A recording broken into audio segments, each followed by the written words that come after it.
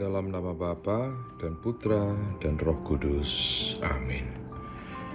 Allah yang Maha Kuasa, Engkau telah memberi kami sabdamu sebagai lampu penuntun langkah kami dan obor penyuluh jalan kami.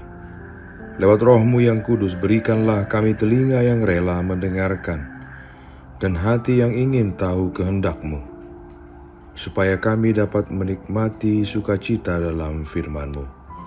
Dengan pengantaran Kristus Tuhan kami, yang hidup dan berkuasa bersama Dikau, dalam persekutuan Roh Kudus kini dan sepanjang segala masa.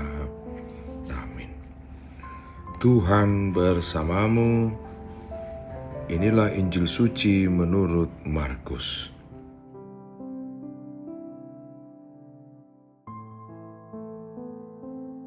Sekali peristiwa, Yesus dan murid-muridnya berangkat dari situ dan melewati Galilea. Dan Yesus tidak mau hal itu diketahui oleh orang, sebab ia sedang mengajar murid-muridnya. Ia berkata kepada mereka, "Anak manusia akan diserahkan ke dalam tangan manusia, dan mereka akan membunuh dia. Dan 3 hari sesudah ia dibunuh, ia akan bangkit." Mereka tidak mengerti perkataan itu, namun segan menanyakannya kepadanya. Kemudian tibalah Yesus dan murid-muridnya di Kapernaum.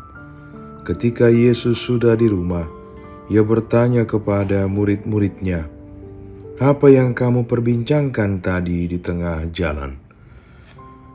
Tetapi mereka diam, sebab di tengah jalan tadi mereka mempertengkarkan siapa yang terbesar di antara mereka. Lalu Yesus duduk dan memanggil ke-12 murid itu. Katanya kepada mereka, "Jika seseorang ingin menjadi yang terdahulu, hendaklah ia menjadi yang terakhir dari semuanya dan pelayan dari semuanya." Maka Yesus mengambil seorang anak kecil dan menempatkannya di tengah-tengah mereka. Kemudian ia memeluk anak itu dan berkata kepada mereka, "Barang siapa menyambut seorang anak seperti ini dalam namaku, ia menyambut aku. Dan barang siapa menyambut aku, bukan aku yang disambutnya, tetapi Dia yang mengutus aku." Demikianlah sabda Tuhan. Bapak, Ibu, dan saudara-saudari yang terkasih, Kitab Suci menjadi sumber utama kita dalam mengimani Yesus. Untuk mengenal Yesus secara lebih baik hanya melalui Kitab Suci. Saudara-saudari yang dicintai Tuhan, bacaan pada hari ini menampilkan peristiwa yang akan dialami Yesus di kemudian hari. Pemberitahuan tentang penderitaan Yesus disampaikan lewat pengajarannya kepada para muridnya. Akan tetapi para murid tidak menangkap apa yang disampaikan oleh Yesus. Selain itu, Yesus juga menunjukkan arti dari kata yang terbesar. Ada 2 poin penting yang dapat kita amati lewat bacaan hari ini. Yang pertama, pengenalan akan Yesus. Sekalipun para murid senantiasa bersama-sama dengan Yesus, akan tetapi para murid tidak benar-benar mengenal siapa dan apa tujuan Yesus datang ke dunia. Oleh karena itu, pengajaran dan pemberitahuan tentang penderitaan yang akan Yesus alami tidak mereka pahami dan mengerti. Poin yang kedua, arti dari kata yang terbesar. Sepanjang perjalanan ke Kapernaum, para murid mempertengkarkan siapa yang terbesar di antara mereka.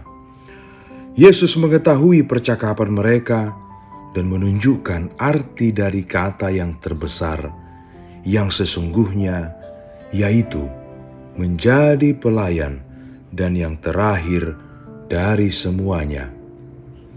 Tidak dijelaskan apa takaran atau indikator yang menjadi penilaian para murid dalam memperdebatkan yang terbesar di antara mereka.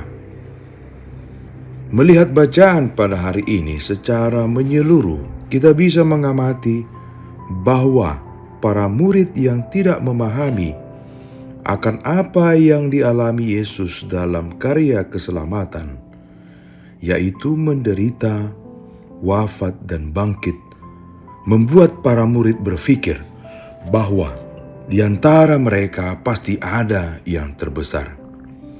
Ketidakpahaman para murid untuk memahami apa yang Yesus ajarkan, mereka berpikir bahwa siapa yang paling memberikan banyak kontribusi, maka merekalah yang terbesar. Sebab sebelum pengajarannya kepada para murid, kisah Injil pada hari ini didahului oleh Yesus yang mengusir roh dalam diri seorang anak yang bisu. Para murid yang gagal mengusir roh jahat tersebut menjadikan mereka salah paham bahwa ternyata mereka belum cukup iman, belum memiliki kuasa untuk mengusir roh jahat dalam diri anak yang bisu. Oleh sebab itu mereka berpikir bahwa di antara mereka ada yang terkecil dan ada yang terbesar. Dua poin itu menunjukkan bagaimana Yesus dan para murid masih belum sepaham dan sepikir dengan apa yang menjadi tujuan utama Yesus datang ke dunia. Cara pandang yang berbeda ini kerap menjadi penghambat bagi para murid dalam mengenal Yesus. Selain itu, kegagalan para murid dalam memahami Yesus menjadikan para murid kerap salah arah dalam menentukan pilihan. Saudara-saudari yang dikasihi oleh Tuhan, kita kerap juga sering salah memahami pengajaran Yesus dalam kehidupan kita sehari-hari. Kita kerap berpikir bahwa kita sudah banyak mengenal tentang Tuhan. Kitab suci menjadi sumber utama kita dalam mengimani Yesus. Kita dapat merenungkan diri kita sudah sejauh mana untuk memberikan diri dekat dengan kitab suci. Kita bisa melihat ke belakang pada waktu kapan saya membaca sabda Tuhan. Atau jangan-jangan kita hanya mendengarkan sabda Tuhan ketika kita datang untuk merayakan Ekaristi. Selamat bermenung. Bapa kami yang ada di surga, karena besarnya cintamu kepada kami, Engkau memanggil kami pada keselamatan sejati. Maka kami mohon ya Bapa, tuntun kami dan dampingilah kami dalam mengenali Engkau lewat sabdamu, sehingga kami dapat sampai kepada kerajaan-Mu. Allah Bapa kami, penuntun kehidupan, Engkau telah menuntun Abraham menuju tanah terjanji. Engkau juga menuntun bangsa Israel menuju tanah Yerusalem melalui tangan Musa. Kini kami umat-Mu keuskupan Padang sedang berjalan bersama dalam sinode kefikepan menuju keselamatan yang Engkau janjikan dalam diri Putra-Mu Yesus Kristus. Tuntunlah peziarahan hidup kami dengan kuasa Roh Kudus-Mu, agar kami tetap tabah, sabar dan setia menghadapi kesulitan dan tantangan hidup. Bimbinglah kami supaya mampu berjalan bersama, saling meneguhkan dalam iman, harapan, dan kasih. Bunda Maria, doakanlah kami putra-putrimu sepanjang sinode kefikepan ini berlangsung. Ya Bapa, Engkau kami sembah dan muliakan, kini dan sepanjang masa. Amin. Tuhan bersamamu. Allah yang Maha Kuasa memberkati saudara-saudari Bapa dan Putra dan Roh Kudus.